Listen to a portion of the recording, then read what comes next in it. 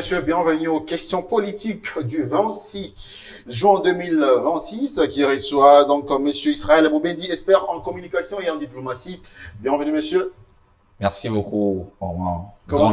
Grande ma joie de répondre encore à votre invitation aujourd'hui. Okay. Pour moi, c'est toujours un désir, mais aussi un plaisir de réussir de ma présence sur ce beau cadre, afin de parler de la République sans complaisance et sans condescendance. Exactement, avec vous, nous allons parler d'un sujet qui fait couler beaucoup d'encre et salive. La SENCO reste-t-elle réellement au milieu du village en République démocratique du Congo? Alors, la question est déjà posée. Nous suivons tous l'actualité au pays. Nous sentons que la SENCO reste virulente, campée sur sa position, pas de changement de constitution, moins encore la révision de celle-ci, alors que le pouvoir est déjà en train de travailler là-dessus. Au niveau des deux chambres du Parlement, le projet sur le référendum est en marche. C'est pour dire que la constitution pourra être éventuellement changée. Exactement. Mais la SENCO est contre. Est-elle au milieu du village? Je me pose des questions si la SENCO réellement représente la quasi-majorité de la population. Aujourd'hui, je suis très désolé de vous répondre en vous regardant droit dans les yeux pour vous dire que la SENCO n'est pas au milieu du village. Parce qu'aujourd'hui, les gens sont en train de confondre la période de 2015 et la période que nous sommes en train de vivre maintenant. En 2015, c'est parce qu'il faut retracer un peu l'histoire. En 2015, c'est la population qui en avait ras-le-bol de l'ancien président de la République. Et en 2015, vous comprendrez et vous vous souviendrez que l'UDPS, sur la place publique, avait contribué avec la participation de 50%. Et c'est pas la SENCO, c'est l'Église catholique avait contribué aussi avec la participation de 50%. Donc aujourd'hui, lorsqu'on parle de la SENCO, c'est l'ensemble de prêtres réunis qui représentent la SENCO. Alors aujourd'hui, il faut dissocier la position de Cholé et ses camarades politiciens et l'ensemble de tous les évêques ou de prêtres de la République démocratique du Congo. Parce qu'aujourd'hui, le masque tombe, le soutane doivent être posés de côté pour discuter politique. Aujourd'hui, la position de Cholé et ses camarades politiques ne nous effraie pas du simple fait que nous sommes en train de suivre la voie de la population. Parce que en 1885, lorsque Abraham Lincoln, le 16e président des États-Unis, avait défini la démocratie, avait donné la définition en disant que la démocratie, c'est le pouvoir du peuple, par le peuple et pour le peuple. Et aujourd'hui, lorsque vous regardez le président Tshisekedi, il ne va pas à l'encontre de cette définition. Par contre, aujourd'hui, le président Tshisekedi se bat bec et ongle pour mettre ce peuple au centre de son intérêt, au centre du développement. Alors, aujourd'hui, lorsque nous disons que nous allons changer la constitution ou nous allons la réviser, Cholé et ses camarades politiques sont dérangés du simple fait que ce sont leurs intérêts qui sont en train d'être dévoilés et coupés. Ce n'est que normal aujourd'hui, Cholé puisse prendre cette position-là. Mais je vous réponds, Cholé et ses camarades politiques ne sont pas au centre du village. Israël Moubendi, c'est pas Cholé en tant qu'individu, en tant que prêtre qui s'oppose au changement de la Constitution, mais lorsqu'il prend la parole, il prend la parole au nom de la SENCO. Lui n'est que secrétaire général qui justement incarne cette institution-là, si on peut le dire ainsi. Vous allez vous rappeler que mais au sein de la SENCO, les positions ne sont pas uniformes. C'est-à-dire qu'il y a deux prêtres au sein de la SENCO qui sont contre la position de l'abbé Cholé actuellement. C'est-à-dire que même en interne, ils ont des positions divergentes. C'est pour vous dire quoi? C'est pour vous dire qu'ici, l'abbé Cholé est en train, bien évidemment, de voir que ses intérêts sont en train d'être mis en péril. Ses intérêts en tant qu'individu? Bien sûr. Parce que la question que je vous pose, à quoi le changement ou la révision de la Constitution dérangerait la SENCO? Je sais pas que vous n'allez pas répondre. C'est une question que je pose à nos téléspectateurs qui vont me suivre. À quoi les changements de la Constitution dérangeraient la SENCO?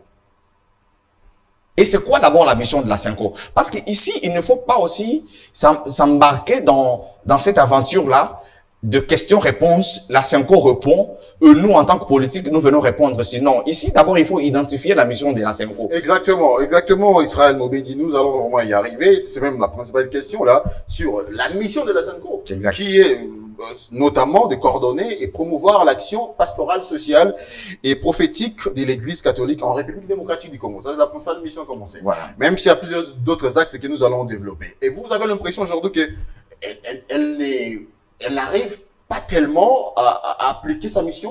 Bien évidemment, aujourd'hui, lorsque vous regardez la SENCO a plus l'aspect politique que pastoral.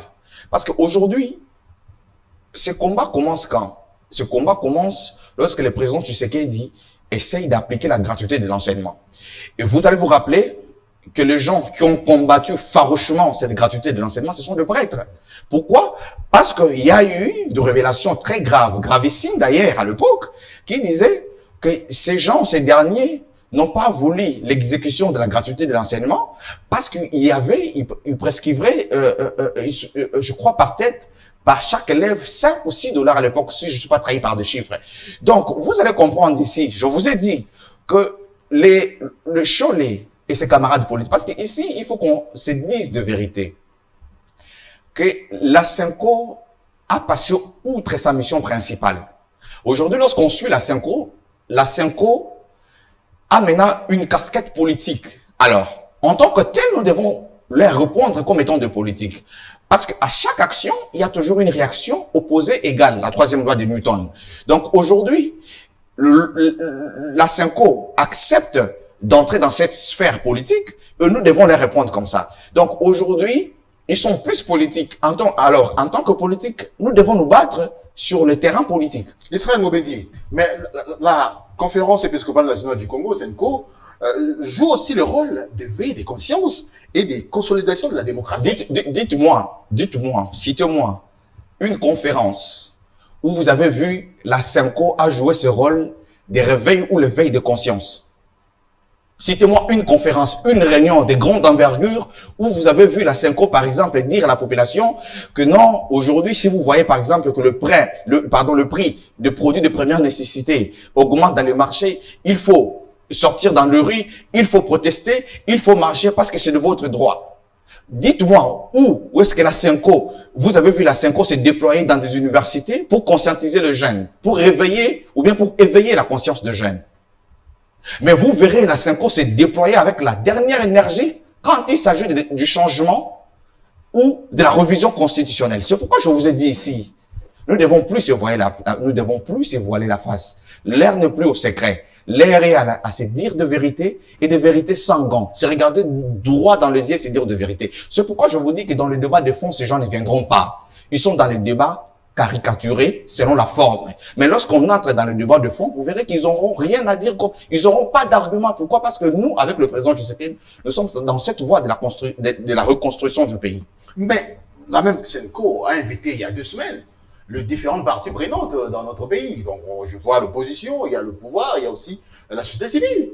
Il y a un séminaire qui a été organisé et au cours duquel des éléments liés au changement ou non de la Constitution ont été évoqués avant que cette même SENCO vienne donner sa position.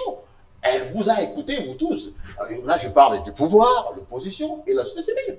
N'est-ce pas ça? Elle joue pleinement son rôle d'éveiller les consciences. Mais bon, si la SENCO est en train de jouer son rôle, pourquoi la SENCO est plus penchée du côté de l'opposition? Vous me répondrez que non, la SENCO doit toujours être du côté de faible. Qui est faible? Parce qu'aujourd'hui, la population, si elle ne se retrouve pas, la population revendique. Mais vous constaterez aujourd'hui que la population est en train d'appuyer à 100% le président Tshisekedi.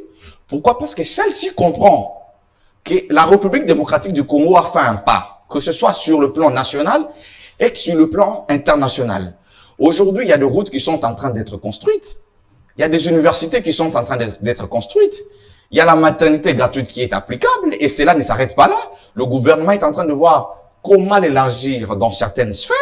Donc, il y a plusieurs actions des grandes envergures qui sont en train d'être entreprendre et cela dérange bien évidemment les apôtres de la précipitation et de la haine. C'est pourquoi vous verrez que ces gens-là sont en train de bien vouloir empêcher l'évolution de la République démocratique du Congo. Mais malheureusement, les Congolais ne sont plus dupes. Les Congolais ne céderont plus. Eh bien, justement, lorsque vous parlez des avancées significatives sur le plan international, diplomatiquement parlant, lorsque la SENCO s'oppose à un éventuel changement de la Constitution sur le plan national, est-ce que cela peut avoir un impact à l'international? Moi, je suis expert en communication, en communication et en diplomatie. C'est-à-dire que nous savons étudier les enjeux de l'ère. Je vous dirais pas du tout. Pourquoi? Parce que même au sein de la SENCO, il y a des contestations. C'est-à-dire que la voix des Chole au sein de la SENCO ne fait même pas l'unanimité. Donc, pour vous dire quoi? Pour vous dire ici que sur le plan international, la position de la SENCO ne dérangerait pas le gouvernement, ne dérangerait pas le pouvoir, du simple fait que le pouvoir est en train d'implémenter la vision de la population. Alors, lorsque, dans ses missions principales, la SENCO est appelée notamment à jouer le rôle spirituel pastoral, et là, donc, elle est responsable des normes liturgiques, de la catéchèse, de l'encadrement des fidèles et de l'unité des fidèles. Lorsqu'elle se prononce sur une situation comme celle-ci, d'un éventuel changement de la Constitution, n'est-ce pas, elle encadre ses fidèles aussi quelque part? Elle encadre les fidèles à faire quoi? À ne pas justement peut-être être pour la Constitution, C'est pourquoi pour le je- changement de la Constitution. C'est pourquoi je vous dis que la population n'est plus dure pour le moment. Parce que la question, à chaque fois, moi j'ai la chance de fréquenter le petit peuple. À chaque fois que je rencontre le petit peuple, on me pose la question de savoir pourquoi, monsieur Israël, le président et son gouvernement, et tous les Congolais, veulent changer la Constitution. Ici, la population s'est donné cet exercice-là de comprendre d'abord pourquoi on veut changer la Constitution. Et lorsque nous expliquons à la population que cette Constitution actuelle ne permet pas au pays et au président de la République d'avancer, la population très compréhensive comprend directement que si tel est le cas, nous devons la changer. Parce que ici, monsieur le journaliste, soyons réfléchis, soyons rationnels. Comment voulez-vous, comme je l'ai dit, comment voulez-vous empêcher aux Congolais et aux Congolaises de réfléchir pour leur avenir, mais aussi leur devenir? Dans chaque étape historique de la nation, le pays ou la nation a cette grande responsabilité de faire un sursaut historique. En 2006, il y a eu cette constitution qui a été appliquée. Et aujourd'hui, en voyant les actions que la nation a pu subir sur la ligne du temps, les Congolais se disent prêts à se réunir autour d'une table afin de discuter pour l'avenir de leur pays. Parce que nous ne pouvons pas continuer comme ça. Parce que, regardez, moi j'ai quand même la chance d'avoir cette capacité anticipative, de voir ce qui peut arriver demain. Aujourd'hui, si on refuse de réfléchir sur l'avenir de notre pays, parce que rassurez-vous que nous allons perdre la quasi-majorité, la quasi-partie de notre pays. C'est pourquoi, en tant que penseurs, nous voyons ce que nous attend demain. On s'est dit, attendez, il n'est pas criminel de réfléchir sur l'avenir, sur le sort de notre pays. Ah, c'est le bien fondé même de cette émission. Voilà. Réunissons-nous autour de la table. Que chacun de nous amène les arguments.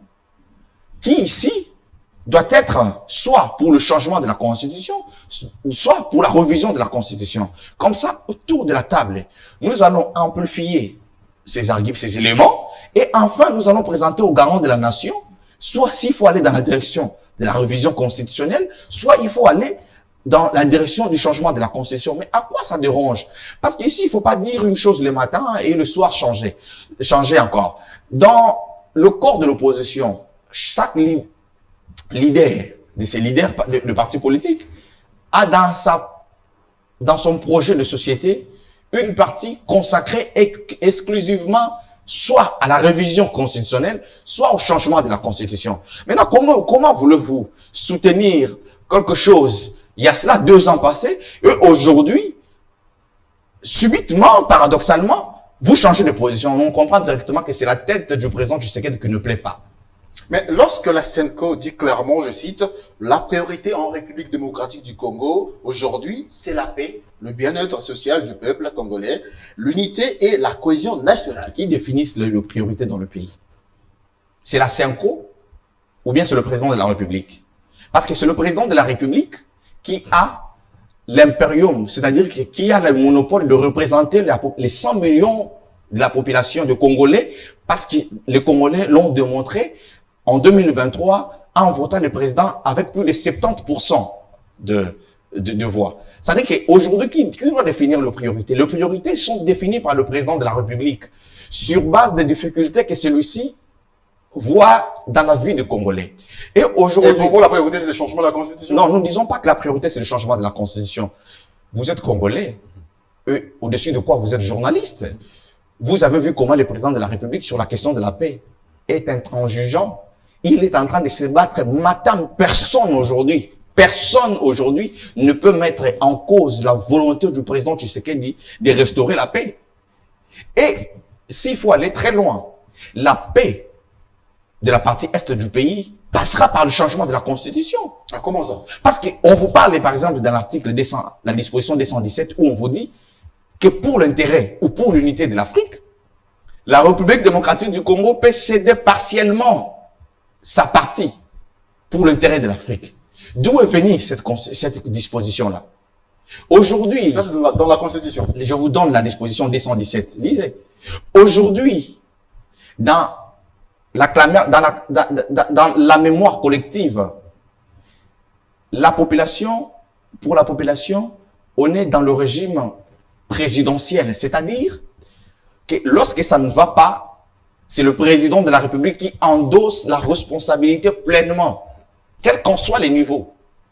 Mais la population oublie que nous ne sommes pas dans le régime présidentiel, nous sommes dans un régime semi-présidentiel qui stipule que c'est le Premier ministre qui conduit le pays, qui dirige le pays au quotidien. Et lorsqu'il y a un ça ne va pas, ce n'est pas le président qui doit endosser cette responsabilité, mais par contre, c'est le Premier ministre. Et cette constitution ne donne pas au président de la République le main libre lorsqu'un ministre commet une faute, ou que le président de la République puisse sanctionner ou bien puisse les révoquer. Comment voulez-vous, ici, que cette constitution, aujourd'hui, qui donne au président la possibilité de nommer un ministre, mais ne lui donne pas la possibilité, bien évidemment, de le révoquer au cas où il y a une faute. C'est pourquoi aujourd'hui, en voyant toutes ces manœuvres-là, on s'est dit non, nous devons mettre en place, parce que ici, ce n'est pas pour flatter. L'objectif n'est pas pour flatter quelqu'un. L'objectif ici, c'est de mettre chacun devant ses propres responsabilités et de réfléchir. Est-ce que cette constitution est réellement en train de refléter la réalité, la culture congolaise? Si c'est oui, alors avançons avec cette constitution. Mais si c'est non, il est plus que temps de réfléchir et de mettre en place une constitution qui reflète réellement la réalité, les us et coutumes du peuple. Mais la CEDEAO, lorsqu'elle rappelle la nécessité de la paix au pays, elle est aussi dans ses prérogatives, parce que on voit très bien qu'elle coordonne les œuvres caritatives de l'Église, et elle œuvre aussi pour la paix, y compris la cohésion nationale et le développement des populations. Je ne refuse pas. Si la CENCO veut aujourd'hui rappeler que la paix est la priorité, mais c'est pas de cette manière qu'il faut le faire. Comment? Parce que là, je vous ai dit tantôt que la CENCO a plus cette casquette politique que pastorale. Vous voyez, c'est-à-dire qu'aujourd'hui, la CENCO, si réellement a besoin de rappeler aux politiques, aux détenteurs du pouvoir que la paix est une priorité, mais c'est pas de cette manière-là. C'est pas de cette manière-là. Mais lorsque vous dites que non, Abel Cholé ou Monseigneur Cholé travaille avec ses amis politiques. Politique, exactement. C'est sur base de quoi? C'est parce que l'opposition soutient la position de la CENCO? Non, non. En fait, vous savez, le problème, c'est que même nos amis de l'opposition ne savent réellement pas ce qu'ils sont en train de faire dans l'opposition. Parce que je vous ai dit tantôt qu'à un certain moment, parce que là, on constate qu'un tohu-bohi est en train de faire surface. Comment ça? Alors, en tant que penseur, il faut remettre chacun devant, il faut remettre la pendule à l'heure, il faut remettre l'église au milieu du village. Alors, en tant qu'opposition, il faut d'abord ici définir l'opposition pour permettre à nos amis de l'opposition de comprendre réellement c'est quoi leur rôle. L'opposition, c'est d'abord un état d'esprit qui vous permet, bien évidemment, de critiquer, mais au-delà des critiques, de proposer aussi des idées constructives aux détenteurs du pouvoir. Mais là, vous verrez, vous allez constater que l'opposition ne critique pas, parce qu'aujourd'hui, vous verrez personne vous critiquer, par exemple, le programme du président de la République, parce que j'en doute fort qu'ils connaissent, qu'ils en maîtrisent. Aujourd'hui, Ce qui leur préoccupe, c'est la tête du président Tshisekedi. Or, en tant qu'opposant, on n'est pas ennemi personnel du président de la République, mais on s'oppose contre les idées. Mais, très étonnant, grand est mon étonnement de voir que même nos amis de l'opposition ne comprennent pas réellement ce qu'ils sont en train de faire dans l'opposition. La position de nos amis de la Senko, ici, ils nous laissent sans voix. Parce que, en tant que de monseigneur, en tant que de prêtre, on doit œuvrer pour la paix. Mais ils œuvrent pour la paix. Mais quand vous voyez de gens qui sont appelés à œuvrer pour la paix, se penchent en plus de 120 degrés à un côté et tirent à boulet rouge le pouvoir en caricaturant tout ce que le pouvoir fait de mal, cela nous laisse perplexes. Et aujourd'hui, nous allons plus avoir le gant pour leur dire de vérité. Parce que là, la vérité, monsieur le journaliste, c'est de dire des choses telles qu'elles sont et telles qu'elles seront. Alors, ce matin déjà, au centre interdiocésain, les sièges de la SEMCO, il y a eu des manifestations. Donc, il y a un groupe de personnes qui est arrivé et il y a eu vraiment des troubles quelque part. Là, c'est une expression de la colère d'une catégorie de la population qui estime que la SEMCO n'est plus neutre ou comment. Comment analysez-vous ça? C'est pourquoi je vous ai dit que la SEMCO n'est pas au milieu du village. Parce que si la SEMCO est au milieu du village, vous ne verrez pas ses actions. Parce qu'aujourd'hui, non, c'est le ras-le-bol de la population. Ce ne sont pas des actions... Regardez, moi d'ailleurs, je dis que le président de la République est très large. Regardez en Afrique. Quelle est cette église? Est-ce que les églises catholiques dans d'autres pays ont la position, ont le marche de manœuvre comme ils sont en train de faire dans le pays aujourd'hui? Ça veut dire que le pouvoir est quand même assez large de leur laisser cette latitude de se croire capable de tout faire. Non. Ce qui s'est passé les matins, c'est le ras-le-bol de la population. On en a marre de voir ça. Ça, c'est pas leur rôle, désolé. Leur rôle aujourd'hui, c'est d'encadrer les fidèles. Leur rôle aujourd'hui, c'est d'éveiller le conscience. Leur rôle aujourd'hui, c'est de réveiller le conscience. Mais quand vous voyez ce genre de politique en soutane, passer outre leur rôle principal et aujourd'hui c'est métamorphosé en des acteurs politiques, on se dit, bon d'accord, écoutez, nous prenons acte, venons sur des plateaux de télévision, débattons, et comme ça la population va juger.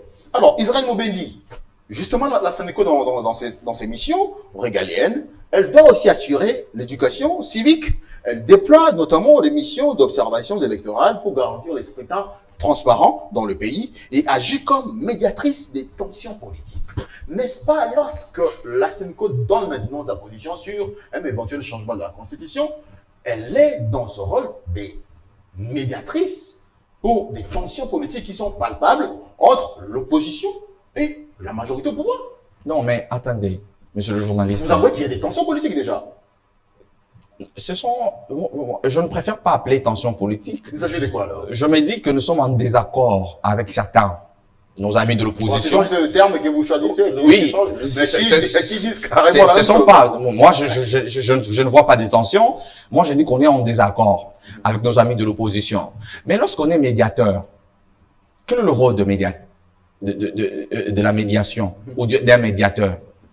C'est-à-dire que le médiateur écoute les parties prenantes et à la fin, il essaye de mettre du calme. Mais lorsque vous voyez un arbitre, par exemple, sur le terrain, s'appuyer à une autre équipe et manifester d'une manière ouverte son désavou ou son désengagement à une autre équipe, cela pose problème. Cela montre qu'on n'est plus médiateur. Parce que là, moi, le mot sont très fort. Moi, je suis puriste.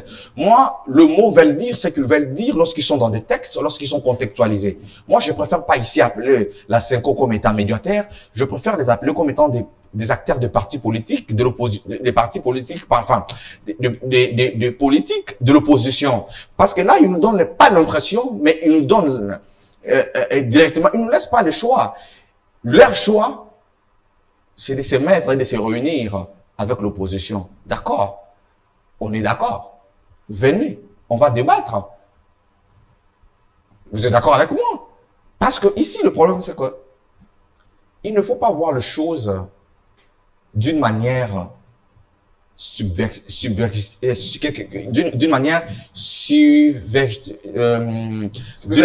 Merci.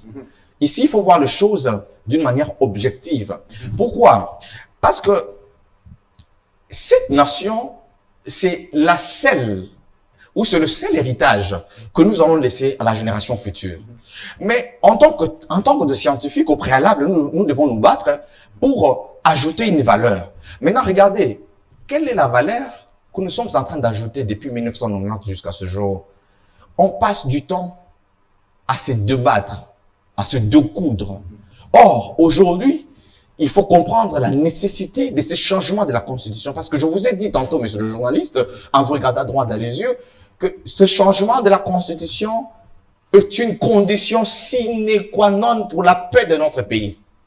Je pèse bien mes mots. C'est une condition sine qua non pour la paix de notre pays. Autrement dit, sans changement de constitution, nous n'aurons pas la paix. Sérieux? Ça, je vous l'ai dit. Je vous le dis ouvertement, sans gants. Il n'y aura pas la paix. Il faut qu'on aille forcément au changement de la Constitution. Il faut que nous passons par le changement de la Constitution pour retrouver la paix longtemps perdue et longtemps recherchée par le Congolais. On peut penser au changement de la Constitution après le mandat du chef de l'État actuel. Qui viendra? Et voulez-vous que qui vienne changer la Constitution? Parce que c'est lui qui est au pouvoir. Alors, le changement de la Constitution... Parce qu'on est quasiment à sa fin mandat. Il vous reste encore, il nous reste 2 ans. Donc il peut attendre que c'est lui qui vienne après lui qui change la Constitution. Comment voulez-vous aujourd'hui? Le président Tshisekedi a réussi mission de restaurer la paix. Comment voulez-vous aujourd'hui donner ou mettre fin au mandat aussi longtemps que la paix de la partie est du pays ne s'est pas encore restaurée? Aussi longtemps qu'il n'y a pas la paix dans la partie est du pays, nous ne parlerons pas de la fin du mandat du président de la République. Je suis désolé, mais je dois vous dire la vérité. Israël Moubendi. Alors, les dirigeants politiques du pouvoir et leurs partisans accusent clairement la Senko d'être partiale. Et c'est un avis que vous partagez. Exactement. Mais je vous ai dit tantôt que la Senko ne joue pas son rôle de médiateur. La Senko a une position. Aujourd'hui, et d'ailleurs, je leur félicite pour cette position. Parce que d'ailleurs, comme la Bible le dit, si tu es ni chaud, ni froid, l'Éternel va te vomir. Et aujourd'hui, la Senko n'a pas voulu que Dieu puisse la vomir. La Senko, aujourd'hui, a voulu prendre la position d'être aux côtés des opposants. Ce qui n'est pas du tout normal, ce qui n'est pas du tout mauvais. Et nous allons nous battre, tout en sachant maintenant que ce sont des politiques, ce sont des acteurs politiques. Ça, il faut pas marteler sur cet aspect de choses. Ils doivent se dissocier de leur rôle de prêtre. Aujourd'hui, lorsque nous parlons, par exemple, de l'acteur politique Cholé, nous allons les citer comme étant un acteur politique qui est venu d'un expert politique pour qu'enfin, nous puissions discuter des questions, bien évidemment, des leurs qui font jaser notre population. Mais le même acteurs politiques qui sont au pouvoir aujourd'hui, hier, ils étaient dans l'opposition. Toutes les actions de la Senko étaient saluées par ces derniers. Aujourd'hui, la Senko qui garde la même position, elle devient, complice. Le contexte. Complice, non seulement de l'opposition. Non, le contexte. Mais elle est accusée d'être des mèches avec le rebelle. Là, c'est grave. Mais bien sûr. Parce que, par quelle voie? Vous et moi étions au pays ici. On a, paradoxalement, vu nos acteurs politiques en soutane s'est retrouvés à Goma. C'est-à-dire que, aujourd'hui, monsieur le journaliste, le contexte sont différents. Le contexte sont différents. En 2015, je vous ai dit, parce que l'UDPS, c'était le seul parti de l'opposition qui avait ce monopole-là de faire sortir, de faire traîner de marauds humaines sur des voies publiques. Et jadis, le contexte était différent. L'UDPS avait apporté 50%. Et l'église catholique, c'est pas la Senko, c'était l'église catholique, avait aussi apporté 50%. Et aujourd'hui, les contextes sont différents. Aujourd'hui, les contextes sont que le président de la République s'est engagé à faire sortir le pays du gouffre. Aujourd'hui, le contexte est que le président de la République a pointé du doigt l'Hitler africain qui a fait couler les sangs de Congolais pendant plus de 30 ans. Aujourd'hui, le masque tombe. Aujourd'hui, Kagame sort de sa tanière. Et cela met mal à l'aise tout le monde. Et voilà, ce qui avait des intérêts derrière cette situation de l'insécurité à l'est du pays, se sentent dévoilés, se sentent très mal à l'aise. Et le seul souci aujourd'hui, c'est pas le changement de la Constitution. Le seul souci aujourd'hui, c'est de voir le président Tshisekedi quitter ses fauteuils. Mais je profiterai de l'occasion, comme le juriste le dit, l'occasion faisant le larron, pour prodiguer un conseil au président de la République. Monsieur le Président, ma caméra est où? C'est là? Elle est là. Monsieur le Président de la République, avec tout le respect que nous vous devons, vous avez le soutien de 100 millions de Congolais derrière vous. Et ici, je vais évoquer un empereur romain qui s'appelait Marco Aurèle. Je le cite parce que son nom à latin était Marcus Antoninus Aurelius. Celui-là nous a appris en politique ce qu'on appelle la notion du stoïcisme. Ce qui veut dire, Monsieur le Président, restez zen. Monsieur le Président, restez zen devant toute contrariété possible. Parce que vous avez le soutien de la population derrière. Alors, et cette constitution, nous allons la changer coûte que coûte. Alors, nous sommes quasiment à la fin de notre émission, déjà. Alors, Monsieur Israël Moubedi, le péché de la CENCO, c'est juste pour avoir dit, le changement de la constitution ne constitue pas une nécessité, moins encore une urgence ou une opportunité. La CENCO ne doit pas se comporter comme c'est Léviathan, cet animal dont la Bible nous parle en Apocalypse, qui fait peur. Non, cette figure de style est réservée qu'à l'État, parce que c'est l'État qui doit se comporter en Léviathan, cet animal qui fait peur, parce que l'État, c'est le seul détenteur du pouvoir. Mais aujourd'hui, lorsque la CENCO se prononce, on sent que vous êtes mal à l'aise. Hein.